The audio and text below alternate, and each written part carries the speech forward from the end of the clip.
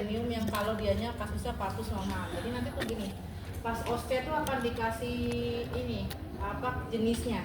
Kalau ibu hamil, ibu postpartumnya itu dia dengan luka perineum, postpartum normal, nah berarti dia perlu di dep nanti dengan kasar nanti pas tidak masalah.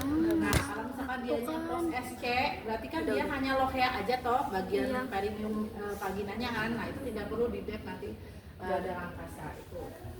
Terus kita juga harus persiapkan pembalut maternity, pengalas, terus nanti juga ditawarkan BAK, berarti ada pispot ya. Nah terus sarung tangannya itu dua, ya sarung tangan boleh dua sarung tangan bersih atau satunya sarung tangan steril ya. Sama berak. Nah, posisi ya sama apa trasback ya. Nah sama posisinya apa nih? Litotomi atau dorsal recumbens. Nah, sekarang jangan sampai posisi itu jadi lupa baik ya. Lupa baik kalian ya. Kalau ditotomi kakinya telapaknya menginjak di kasur bed. Kalau mohon maaf yang dorsal recumbens bahasa ininya rada kasarnya ngangkang ya. Bahasa ya. Itu jadi kalau orang ngomong gitu nanti nggak tahu posisinya. Jadi bukan dorsal recumbens tapi ditotomi. Nah, nanti area ini nih Nggak bisa. minora, mayora, perineum sampai ke anus dari depan ke belakang ya. Nah itu sekali tuh siapa nanti yang bedainnya nih titik kunci propahegin yang bedainnya itu adalah kalau ibunya di kasus OSCE-nya dia postpartum dengan luka perineum berarti nanti ada dia dipakai kayak dengan CL terus agak dikeringkan lagi pakai tisu. Nah tapi kalau misalkan dia ibu postpartum post SC bu dapatnya ya udah berarti tidak ada dep itu yang jangan itu aja ya nanti soalnya kan pasti harus ada kasusnya. Nah itu loh. Nah terus cuma saya nggak tahu kalau SC-nya tuh kalau tidak ada luka kan topiknya tuh udah aja. Kemarin kan selalu kalau saya ajarkan tuh kuncinya di mana ya? Kalau misalkan ibu hamil banyaknya di mana pengkajiannya? Di abdomen. Iya. Makanya kan dari sekian waktu itu kan 10 menit kalau misalkan ujian itu difokuskan, tapi tetap head to toe, tapi nanti fokus ke abdomen.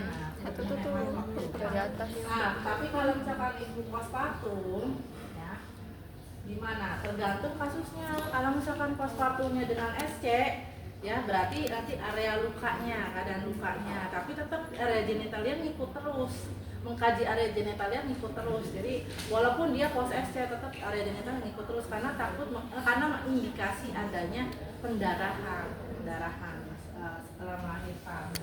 Itu berarti bedanya kalau misalkan pendarahan sama lochea. Ya kalau pendarahan itu berarti nanti kita kan akan melihat ya ada luka enggak yang menyebabkan pendarahan itu ya atau ada robekan perineum enggak gitu ya, itu tidak menutup kemungkinan ya, apalagi kalau terjadi atoni uteri, jadi uterusnya itu tidak mampu berrelaksasi setelah melahirkan ada ya. Nah ini sama head to toe juga ya, head to toe juga ya. Nah jadi ada pemeriksaan abdomennya tuh luka operasi ya. Nah, terus ekstremitas juga penting ya, pengennya sih waktunya tuh cukup ya sampai saya maunya tetap head to toe nanti pemeriksaan postpartum, tapi fokusnya tuh kalau dimanfaatkan waktu 7 menit atau 10 menit sih? 6 menit fokusnya tuh ke 6 menit. Iya. Fokusnya tuh ke abdomen ya, abdomen ada luka SC ya. Terus sama genitalia, nanti sambil menjelaskan jenis-jenis lochea, tanda infeksi gitu. Nah itu jadi minimal dapat itunya karena kan sama payudara ya, sama payudara kan keluar ASI atau tidak. Nah terus ada gangguan pada anatomi puting atau tidak, itu tetap harus dilihat. Kalau kayak tanda-tanda fisik plasma gravidarum masih ada atau tidak, nah itu paling sama yang kurang fokus ke imunitasnya ya gitu. Karena kalau plasma gravidarum langsung hilang nggak kalau baru melahirkan? Udah ya, linea nigra juga belum langsung hilang, itu hilangnya tuh 2 bulanan. Nah tuh sampai ini poinnya. Nah, banyak orang banyak mahasiswa yang kalau oskil lupanya di lohea. Lohea itu yang pentingnya misalnya pas waktu loheanya lupa ya. Sama gitu ya. Loheanya lupa ya. Rubra apalagi rubra itu masih merah, sonolenta itu rada pink. Rubra, sonolenta, serosa, alba. Serosa itu berarti kecoklatan. Kalau alba mulai kecoklatan udah agak kuning gitu. Kalau misalkan putih agak putih transparan itu warnanya untuk yang alba. Ya. Jadi jangan kaget ya kalau udah alba tuh emang agak lengket gitu ya, nggak nyaman sih ya. Karena kan memang ya itu ya karena memang biasanya kita head ya terus seperti itu ya lengket itu memang nggak nyaman harus ganti ini. Nah terus sama ini Bu kenapa ini pemeriksaan fisik apa namanya pemeriksaan fisik postpartum ada larutan klorin Bu. Nah itu kan ketika mengkaji genetalia itu kan sambil tangan kiri itu kan membuka labia minora, Nah itu kan ketika mengkaji itu kan sambil melihat itu kan apakah ada robekan atau tidak kan harus sambil mengusap dengan kapas yang sudah dikasih klorin gitu. Nah, tuh. Tapi di dalamnya nggak perawatan luka SC loh, cuma itu aja. Karena kan itu nggak hanya diinspeksi doang, genetalianya kan harus dilihat.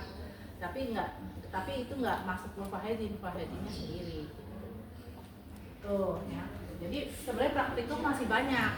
Ya, sekarang mau praktikum postpartum, pulpahedin, breast-care udah ya? Udah. Terus teknik menyusui, terus konseling KB, terus apalagi tadi tuh kebutuhan perawatan muka SC ya, 5 iya. Itu semuanya masuk OSCE, Bu? Enggak sih, enggak masuk OSCE, cuma itu kompetensi maternitas tetap harus Yang saya OSCE berikan. apa aja, Bu? Nah, yang OSCE-nya tergantung Pak Asep. Tergantung Pak Asep. Iya, nggak tahu nanti maksudnya tuh saya belum dapat tiba-tiba kan suka dikasih tuh nih.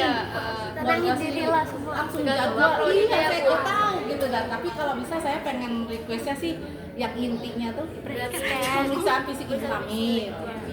Terus pemeriksaan fisik postpartum. Nah, satunya sama kalau nggak pulpahedin.